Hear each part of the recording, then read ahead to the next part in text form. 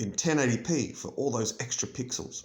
All right, this is the Raspberry Pi 4 computer, Model B, as you can see here, with 2 gigabytes of RAM. Next, we have, as part of our kit, the Raspberry Pi 4 case, which is, both raspberry and white. We have a SD card and a micro SD card that can be inserted into it, so you can test it on your... most computers have an SD card slot, so you should be able to then copy stuff across to this. It does come pre-installed with Noobs, but it didn't seem to work in class, so we'll just leave it at that. Then we have a HDMI cable, so you can actually plug this thing into a monitor, and that way so I don't have to provide the monitors as well. And then finally, a USB-C to USB micro USB converter, so that you can actually power the thing, unless of course you happen to have one of those Apple power chargers. So out of these 5 items, the first one we've really got to deal with is the actual case, because that way we can actually minimize the handling of the Raspberry Pi and just load it straight into the case. So that would be the goal for this first chunk. Okay, so the goal here is we'll keep hold of the bag so we can put this away in everything. See the little triangle? You should be able to press it to unclip it, and we have little rubber stoppers on the bottom. These stoppers, strangely enough, go into the 4 little rubber marks, if I can actually get them to fit. And there's, of course, 4 across the bottom of the case. So that way, this way, thing can be set up. If I can actually do this right for once, to get it all ready to load the Pi board into the computer. Alright, that's ready. Then, as you can tell, this was accidentally opened the way it shouldn't be opened, because it says open here, and you can just pop this lid and slide it off. But myself, I opened it that way, and you can tell from the damage done. This thing, when handling it, just touch the edges. Do not touch the pins on the bottom or anything on the top, because it may inadvertently damage the computer.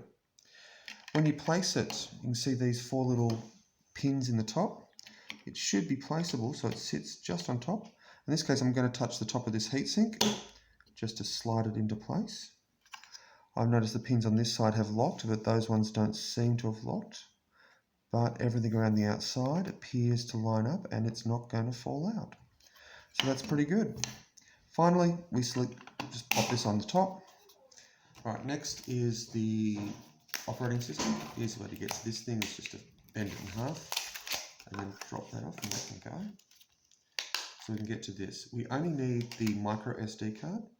That one is basically used to transfer data from a laptop or a desktop into this. We have card readers in the classroom, but at the moment that's going to be a bit hard to do. When you insert it, make sure the pins are face up, and it should just slot straight in, easy as. Finally, there is the HDMI cable, which I'll just rip open here and remove the cable tie. Now, what you'll notice here, this is the standard plug, HDMI plug for the back of a TV or a computer monitor. So I would make the assumption that you have those available to you.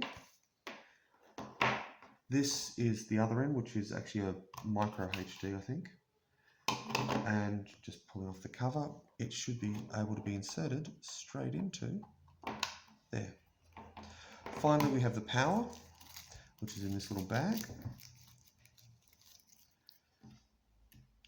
And this is, if you have a power supply that provides this shape, it should be able to go straight into the power slot here. I, on the other hand, have micro USB, so I will require to use one that will fit into that shape. And that then gets plugged into there. It's not completely set up yet, but basically you can run power off there. This connects to the monitor. The Noob operating system has been set up, but as far as I know, it will not work at this point. We have networking and a whole bunch of USB things to plug in external devices such as mouse, keyboard, hard drives, etc. And that's it. Packing it away. I'm just going to remove the power. The power can be tied off, put somewhere else. This and this thing